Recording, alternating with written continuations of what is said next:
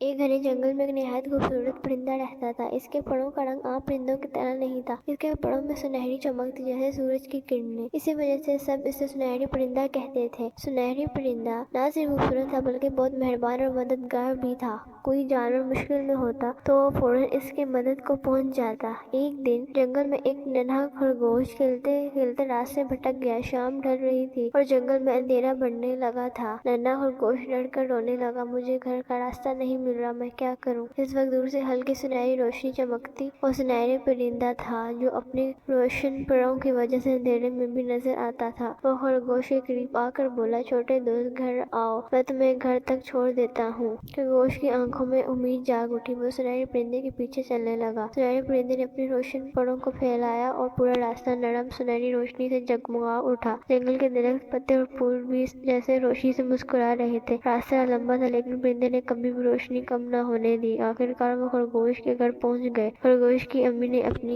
بچے کو دیکھا تو خوشی سے آنسو بہہ پڑے۔ سنہری پرندے، تم نے میرا بچہ بچا لیا، اب ہم تمہاری محبت کبھی نہیں بھولیں گے۔ سنہرا پرندہ مسکرایا اور بولا، اگر ہم ایک دوسرے کی مدد کریں تو دنیا ہمیشہ روشن رہتی ہے۔ یہ کہہ کر وہ آسمان میں بلند ہوا اور اس کے پروں کی سنہری چمک دیر تک نظر آتی رہی۔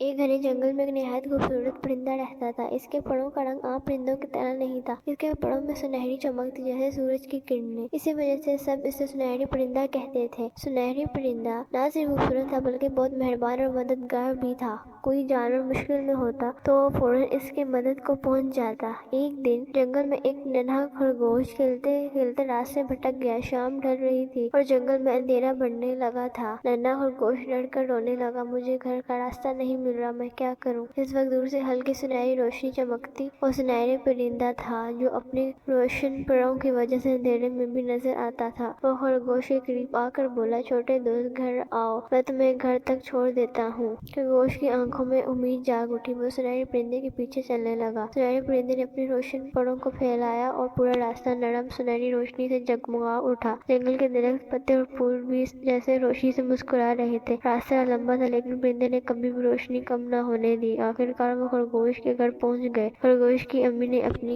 بچے کو دیکھا تو خوشی سے آنسو بہہ پڑے۔ سنہری پرندے، تم نے میرا بچہ بچا لیا، اب ہم تمہاری محبت کبھی نہیں بھولیں گے۔ سنہرا پرندہ مسکرایا اور بولا، اگر ہم ایک دوسرے کی مدد کریں تو دنیا ہمیشہ روشن رہتی ہے۔ یہ کہہ کر وہ آسمان میں بلند ہوا اور اس کے پروں کی سنہری چمک دیر تک نظر آتی رہی۔